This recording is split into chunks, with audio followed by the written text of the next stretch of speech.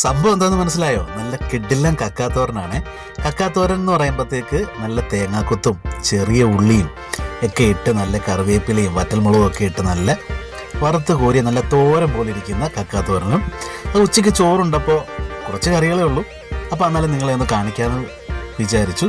Detail video ഞാൻ ഉടൻ തന്നെ ഇടും. നല്ല സ്പെഷ്യൽ കക്ക ഇറച്ചി കൊണ്ടുള്ള വിവിധ തരം വിഭവങ്ങളെക്കുറിച്ച് അടിപൊളി ഒരു വീഡിയോ ഞാൻ ഇടുന്നതാണ്. ഭയങ്കര ടേസ്റ്റായി കക്കത്തോരൻ കേട്ടോ. പ്രത്യേകിച്ച് ഈ കക്കാത്തോരനിലെ തേങ്ങാക്കൊത്തും വെളുത്തുള്ളിയും ഒക്കെ ആയിട്ടൊരു അന്യായ ടേസ്റ്റാണ് സംഭവം. അപ്പോൾ കായലിൻ്റെ തീരത്തുള്ള നമ്മൾ ഈ കക്ക കൊണ്ട് ഒരുപാട് സാധനങ്ങൾ കേട്ടോ. കക്ക പുളി ഉണ്ടാക്കും, കക്ക വെച്ച് അച്ചാറിടും, അത് കണക്ക് തന്നെ ഒരുപാട് വിഭവങ്ങൾ ഉണ്ടാക്കും.